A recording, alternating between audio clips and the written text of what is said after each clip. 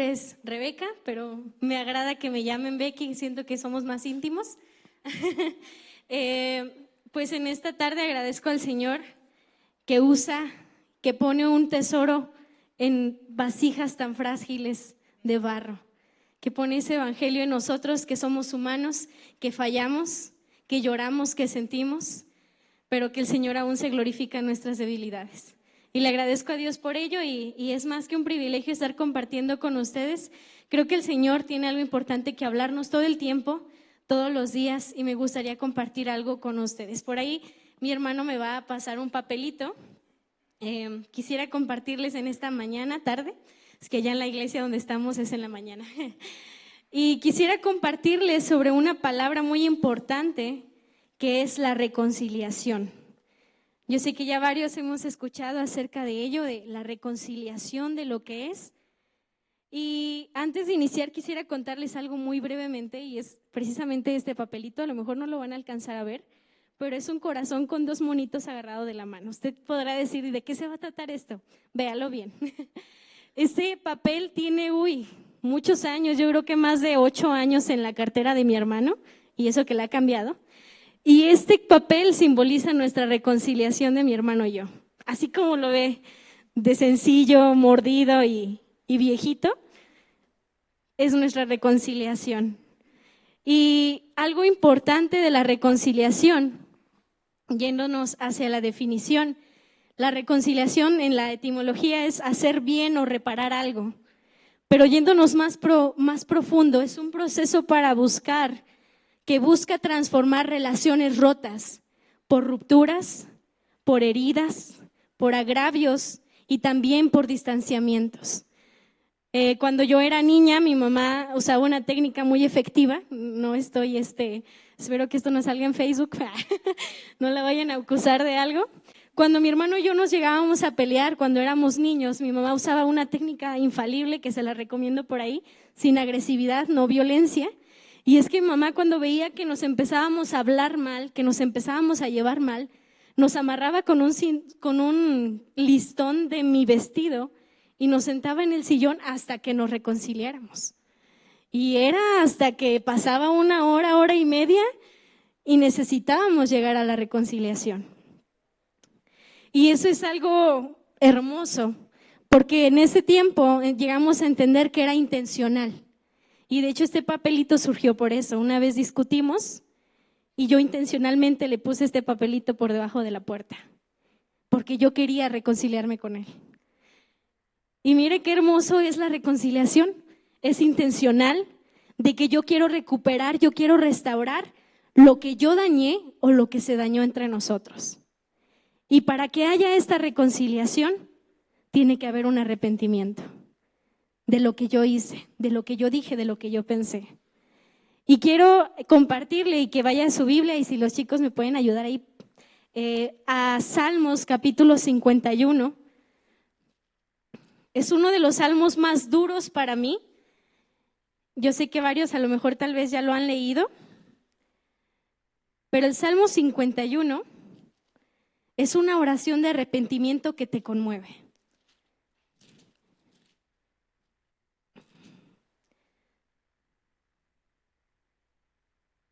Por ahí vayan pensando, si su Biblia tiene, en qué momento se escribió este salmo. Ahí viene en sus letritas negras. Salmo capítulo 51. Me voy a apoyar de las pantallas. Este salmo se le atribuye a David y él lo escribió en una situación de crisis muy difícil. Ten misericordia de mí, oh Dios. Debido a tu amor inagotable, a causa de tu gran compasión, borra la mancha de mis pecados. Vamos al siguiente versículo. Lávame de la culpa hasta que quede limpio y purifícame de mis pecados. Y el siguiente versículo dice, pues reconozco mis rebeliones y día y noche me persiguen. Algunos ya por ahí han de identificar en qué momento fue que se escribió este salmo. Les voy a pedir a los chicos que lo pongan en el versículo 10, Salmo 51, versículo 10. Vamos a leerlo juntos. Crea en mí, oh Dios, un corazón limpio y renueva un espíritu fiel dentro de mí. La historia que está detrás de este salmo es la historia de David. David y Betsabé. No sé cuántos ya lo han leído. Pero David, un hombre ungido por Dios, vamos a primer libro de Samuel, capítulo 16, versículo 13. Así lo podemos poner ahí.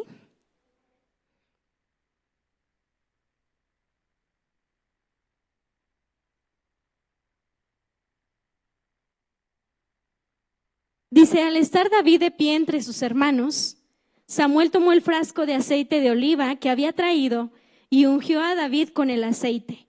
¿Y el espíritu de quién? El espíritu del Señor vino con gran poder sobre David, y a partir de ese día, luego Samuel regresó a Ramá. Conocemos a David, un hombre ungido por Dios, que menciona también que era conforme al corazón de Dios. Y no solo eso, era un salmista también. Y algo muy importante que encontramos en 2 de Samuel, capítulo 7, 27, es que David anhelaba los sueños de Dios. Aquí tenemos una de sus clamores hacia Dios, que le decía: oh Señor de los ejércitos celestiales, Dios de Israel, yo me he atrevido a elevarte esta oración porque le revelaste todo esto a tu siervo con las siguientes palabras: construiré una casa para ti, una dinastía de reyes. David escuchaba el corazón de Dios y veía y anhelaba los mismos sueños del Señor. Pero 3 capítulos después sucede algo impresionante. El que cree estar firme, mire que no caiga. 3 capítulos después, en 2 de Samuel, capítulo 11, versículo 2, David ve a una mujer. Y le voy a pedir que no se identifique con el género, independientemente de. Vamos a ver qué sucedió, qué es lo que aconteció en este suceso que tocó profundamente el corazón de Dios. 2 de Samuel, capítulo 11, versículo 2.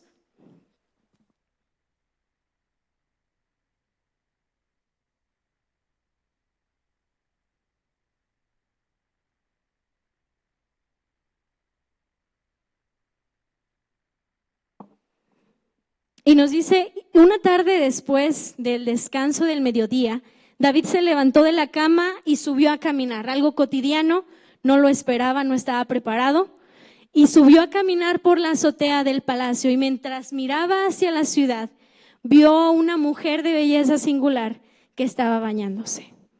Y ese es el primer suceso. David ve a Betsabé. Una cosa que se pudo evitar, que pudo haber dicho: coincidí en verla, me voy a voltear y voy a seguir con mi camino. Pero David se detuvo ahí. En Lucas capítulo 11, versículos 33 al 36, nos habla acerca de algo muy importante, y es algo que deberíamos de considerar como familia, como individuos, como comunidad de fe también. Y es la lámpara de nuestros ojos.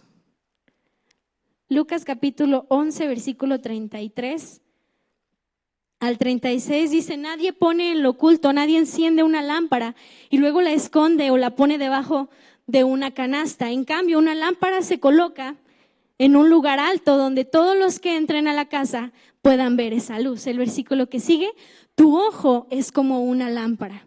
Ahorita estamos expuestos a toda cantidad de contenido accesible desde nuestros teléfonos, desde que salimos a la calle, en todos lados tenemos todo tipo de contenido. Dice: tu ojo es como una lámpara que da luz a tu cuerpo. Cuando tu ojo está sano, todo tu cuerpo está lleno de luz.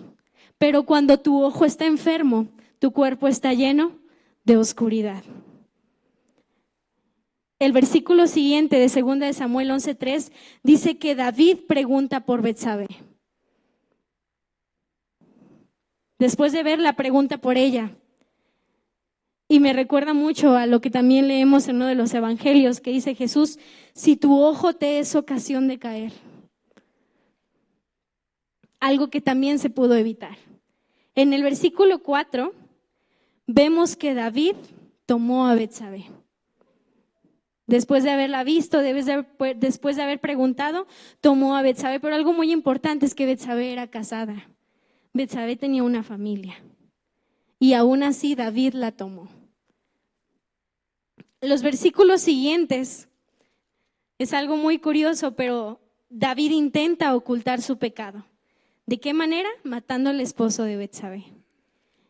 Y puede que a veces esto pueda llegar a pasar en nuestras vidas, tal vez no pensemos en matar a alguien, pero sí pensemos en ocultar la verdad, en ocultar las cosas, y el mentir también conlleva su castigo, conlleva que algún día salga todo eso a la luz.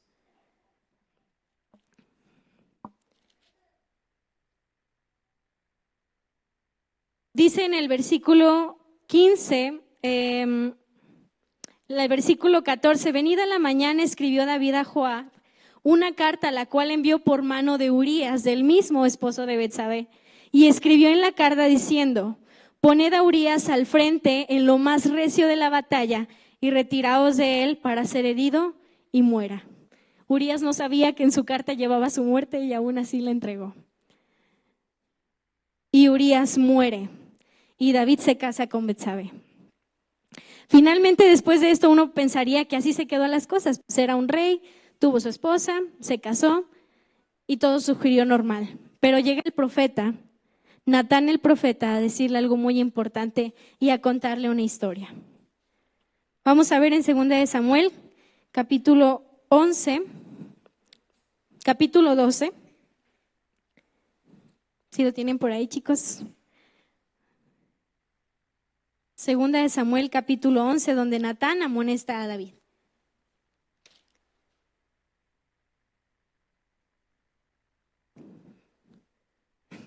Una disculpa, ese no se los había pasado, chicos. 2 de Samuel, capítulo 12. Sí. Jehová envió a Natán y a David, y viniendo a él le dijo una historia que Dios había enviado para David. Había 2 hombres en una ciudad, el uno rico y el otro era pobre. El rico tenía numerosas ovejas y también numerosas vacas. Pero el pobre no tenía más que una sola, y era una corderita pequeña, que él había comprado y criado y que había crecido con él y con sus hijos juntamente. La ovejita comía del mismo plato del dueño y bebía de su mismo vaso, y él acunaba como una hija. En el siguiente versículo nos dice que cierto día llegó una visita a la casa del hombre rico, pero en lugar de matar un animal del propio rico, de entre tantos que él tenía, tomó la ovejita del hombre pobre, lo mató y la preparó para su invitado. Entonces David se puso furioso. Tan cierto como que el Señor vive, juró David, cualquier hombre que haga semejante cosa merece la muerte. Pero Natán le dice algo importante: ¿quién hizo eso? Fuiste tú. Tú como rey tomaste entre todo lo que tú tenías, tomaste de alguien que tenía muy poco. Y entonces aquí viene el arrepentimiento de David, donde se pone a orar, a ayunar, se priva del contacto con sus siervos, de comer, para llevar esta carga de lamento. Y entonces surge Salmo 51.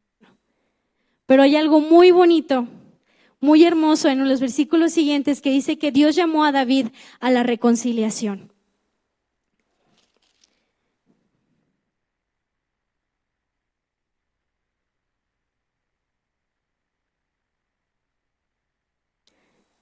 Dice Dios a David: yo ya te perdoné, pero van a suceder las consecuencias de lo que has hecho.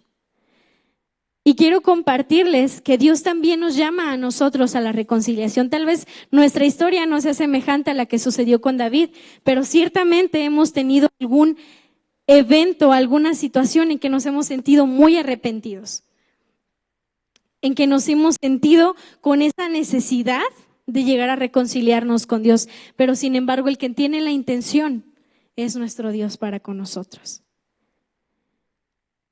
Y es que nosotros no podemos comprender la profundidad del amor de Dios.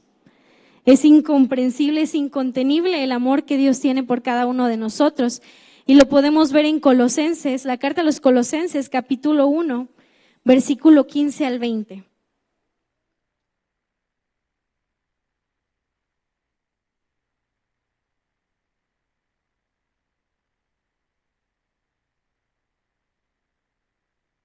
Ese es uno de mis versículos más favoritos porque describen en una perfecta armonía lo que es Cristo y lo que es Dios. Cristo es la imagen visible del Dios invisible.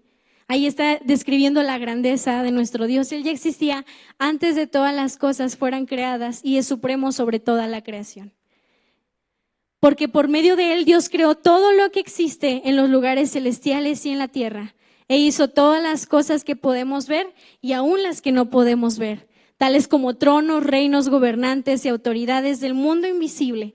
Todo fue creado por medio de Él y para Él. Y Él ya existía antes de todas las cosas y mantiene unida a toda la creación. Cristo también es la cabeza de la iglesia, la cual es el cuerpo. Él es el principio supremo sobre todos los que se levantan de los muertos, así que Él es el primero en todo. Y a Dios en toda su plenitud le agradó vivir en Cristo. Y ahí está el versículo que vamos a leer todos juntos. Y por medio de Él, Dios reconcilió consigo todas las cosas, hizo la paz con todo lo que existe en el cielo y en la tierra, por medio de la sangre de Cristo en la cruz. A Dios le nació, le complació reconciliar lo que hay en el cielo y en la tierra para que nosotros podamos sentir paz a través del sacrificio de Cristo en esa cruz. No podemos comprender cuán grande amor es este. En el versículo 20, sí, nos habla acerca de esto. En el versículo 13 y 14 de Colosenses 1, nos dice que no solo nos perdona, sino que nos da una nueva identidad. Dios nos da una nueva identidad, nos saca de esa oscuridad en donde estábamos y ahora nos lleva a la luz. Dice, pues Él nos rescató del reino de la oscuridad y nos trasladó al reino de su Hijo amado. Y en el versículo 14 dice, ¿quién compró? ¿Qué compró? Nuestra libertad. ¿Y qué más? Y perdonó nuestros pecados. Esa es la reconciliación con nuestro Dios. Aquel que no te reprocha, sino que olvida tus pecados después de haberlos perdonado. Pero hay una responsabilidad. La reconciliación también conlleva responsabilidades. En este caso con mi hermano, esta reconciliación conllevó varias responsabilidades. El hecho de hablar las cosas que no están bien, de cambiar nuestras actitudes, de exhortar al otro, y aún con todo el sufrimiento seguimos trabajando. Reconciliarnos con Dios también conlleva responsabilidad y en esta ocasión les quise compartir solamente dos, porque conlleva muchas, pero son varias ramificaciones. Y una de ellas es que nosotros, al ser reconciliados con Dios, ya no vivimos para nosotros mismos. Vamos a verlo en 2 de Corintios capítulo 5, del versículo 14 al 17. Aquí nos habla el apóstol Pablo que sea de una forma u otra, el amor de Cristo nos ¿qué? Nos controla. Ya que creemos que Cristo murió por todos, también creemos que todos hemos muerto a nuestra vida antigua. Es decir, que ya no somos los mismos que éramos antes. Él murió por todos para que los que reciben la nueva vida de Cristo ya no vivan ¿qué? Ya no vivan más para sí mismos. Más bien vivirán para Cristo, quien murió y resucitó por ellos. Esa es una responsabilidad muy grande. Decido yo renunciar y lo cantábamos todos cómodo. Yo decido menguar. Yo decido desaparecer. Yo decido sacrificar para que Él crezca dentro de mí. Porque ese es el amar la voluntad de Dios. El amar la voluntad de Dios no es decirle, Señor, pero no me contestaste como yo quería. La voluntad de Dios es aceptar, es creer que sus pensamientos son de paz y no de mal para mí. Son de bien y no de mal para mí. Esa es una responsabilidad muy grande. Y la otra responsabilidad, y esta es una muy dura de llevar, muy dura porque somos humanos, somos frágiles, nos equivocamos, es que Dios nos ha llamado a la reconciliación y no solo a eso, sino también a participar de la reconciliación. En 2 Corintios capítulo 5, versículo 18, nos habla acerca de esto. Dice, y todo esto es un regalo de Dios, quien nos trajo de vuelta a sí mismo por medio de Cristo. Y Dios nos ha dado la tarea ¿de qué? De reconciliar a la gente con Él. Qué difícil tarea, ¿verdad? A veces le huimos al evangelismo, ¿verdad? Porque decimos, Señor, me es muy difícil, soy muy tímido y me es complicado. Pero el Señor nos llama a participar de esto, a vivirlo, como nos dice también en Romanos, ¿verdad? No me avergüenzo del evangelio porque es poder de Dios. El Señor nos llama a ser parte de esta reconciliación. Y en el versículo 19 nos dice, pues Dios estaba en Cristo reconciliando el mundo consigo mismo, no tomando más en cuenta el pecado de la gente. Y ahí viene un desafío para nosotros también. No tomando más en cuenta el pecado de la gente. Y nos dio a nosotros este maravilloso mensaje que es la reconciliación. ¿Cómo puedo reconciliar a los demás con Dios?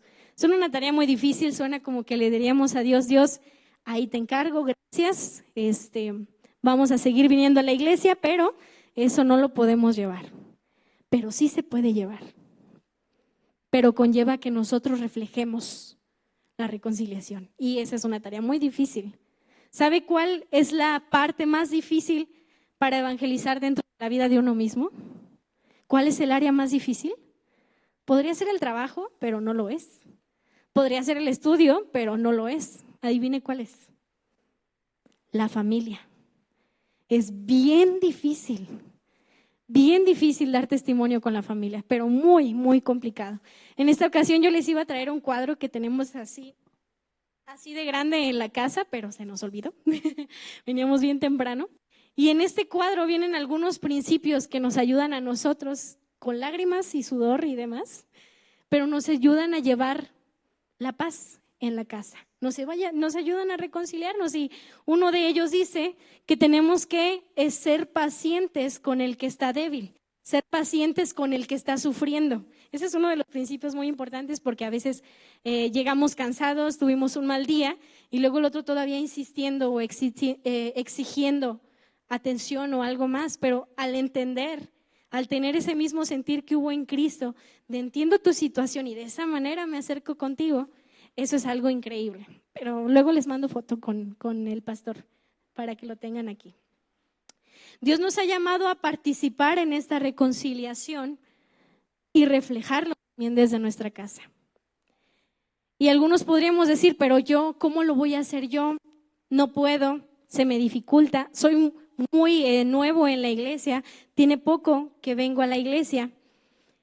Pero algo muy importante es lo que viene en Santiago capítulo 5, versículo 19 al 20.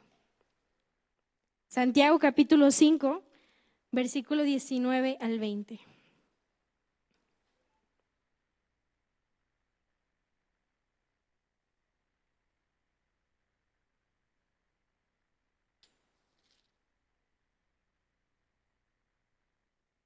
¿Alguna vez ha leído usted Santiago? Santiago es muy retador, muy desafiante en cuanto a la vida cristiana. Nos habla Santiago capítulo 5 acerca de la oración del justo, la oración por los enfermos, pero específicamente en el versículo 19 y el 20 nos habla de una promesa muy increíble. Hermanos, si alguno de entre vosotros se ha extraviado de la verdad, lo voy a leer primero acá en la 60, y alguno le hace volver, sepa que el que haga volver al pecador del error de su camino, salvará de muerte un alma y cubrirá multitud de pecados. Mis hermanos, si alguno de ustedes se aparte de la verdad y otro le hace volver, y no volver de acarrearlo como las vacas, ¿verdad? Con sus buenos mecates, no, lo hace volver pacientemente, pueden estar seguros de que quien haga volver a un pecador de su mal camino salvará a esa persona de la muerte y traerá como resultado el perdón de muchos pecados. Mire qué satisfacción, incluso en los evangelios viene, ¿verdad? Qué gozo hay en el cielo cuando alguien se arrepiente. Y así sea lo más mínimo, hermano, no necesita sufrir algo muy grande para entonces sí arrepentirse. Dios está abierto todos los días. Todos los días nuestra comunicación con Él es directa. Podemos llevar la reconciliación. Y podríamos extendernos mucho más en este tema de cómo hacerlo, pero todo se resume en algo muy importante que viene en Colosenses, capítulo 3, versículo 17. Por ahí los que fueron al campamento ya saben cómo es.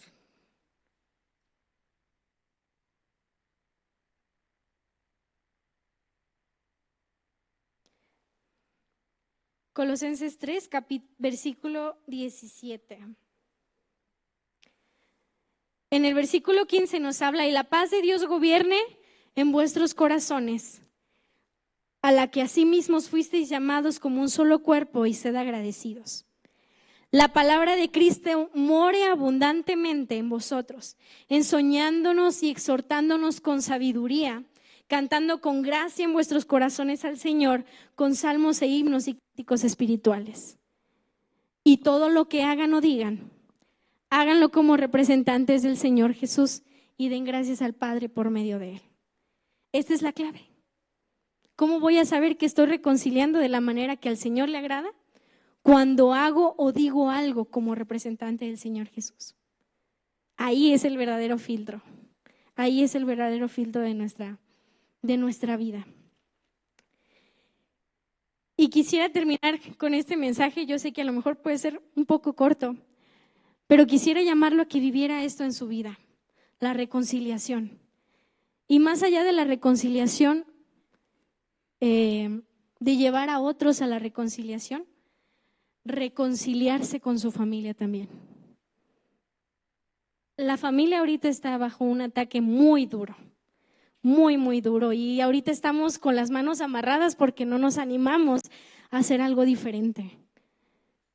Pero en cualquier momento, hermano, esto puede llegar a estallar. La misericordia de Dios es grande, porque si no, en cualquier momento anterior ya hubiera sucedido algo peor. Pero el desafío es: ¿qué va a hacer usted con su familia? Este mensaje, todo lo que escuchamos en la iglesia, en el templo, algunos tal vez no vienen o no venimos completos con nuestra familia, pero eso nos da aún mayor fuerza de que lo que yo estoy conociendo, mi familia también lo pueda vivir. Llevemos esta reconciliación con nuestra familia. Los hijos, llevemos esta reconciliación con nuestros padres. No dejemos que se fracture nuestra relación. No dejemos que el diablo tome lugar en nuestra casa, en nuestro hogar. Y le voy a invitar a que se ponga de pie para que me permita orar por usted. Y si usted tiene en su corazón arrepentirse de algo o pedirle al Señor que le llene de sabiduría, que lo llene de fortaleza para hacerlo, es el momento. Vamos a orar. Señor, te agradecemos tanto, mi buen Dios, tu grande misericordia por nosotros, Señor. Gracias porque cada mañana, cada despertar, Señor, es despertar con gracia de parte tuya, Señor, sobre nuestras vidas, aún en medio de la enfermedad, aún en medio de la adversidad, de las dudas, aún en medio de la escasez, podemos sentir que tú estás ahí con nosotros. Y te agradecemos, Señor, este gran regalo, Señor, de la reconciliación. Gracias, Señor, porque de otro modo, Padre, ¿cómo podríamos acercarnos a ti, Señor? ¿Cómo podríamos acercarnos a tu grandeza, Señor, si somos tan pequeños y tan frágiles? Pero tú te perfeccionas, tú te glorías en esto. Te agradezco, Padre, porque la comunidad de fe, Señor, donde tú nos has puesto, nos enseña a reconciliarnos con otros. Enséñanos, Señor, a tener un corazón apacible, Señor, un corazón enseñable que desea y que busca tu reconciliación, Señor. Te pedimos, Padre, que fortalezcas a estas familias, Señor, que nos fortalezcas como cristianos, Señor, como familias y como iglesia para hacer esta hermosa tarea, este hermoso regalo de reconciliar a otros contigo y de decirles: vuélvanse a Dios, vuelvan a Dios. Gracias, Señor, porque tu palabra nos recuerda que tu gracia es suficiente. Tu gracia siempre ha sido suficiente, Señor, sobre nuestra vida, porque tu poder se perfecciona en nuestra debilidad. Ahí es donde tu poder es más grande.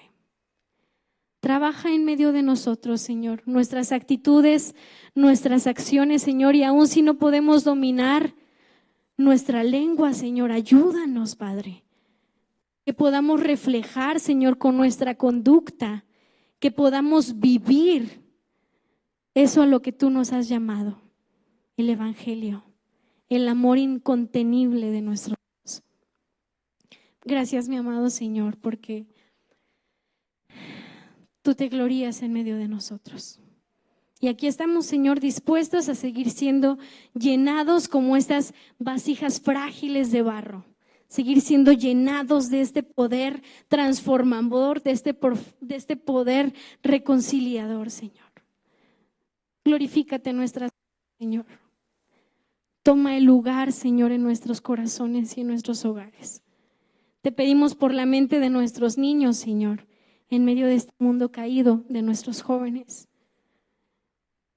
Que sea tu presencia en nuestras vidas. En el nombre de Cristo Jesús, no hay manera de darte muchas gracias, Padre. Amén. Que el Señor les bendiga, amados. Pueden ocupar su lugar.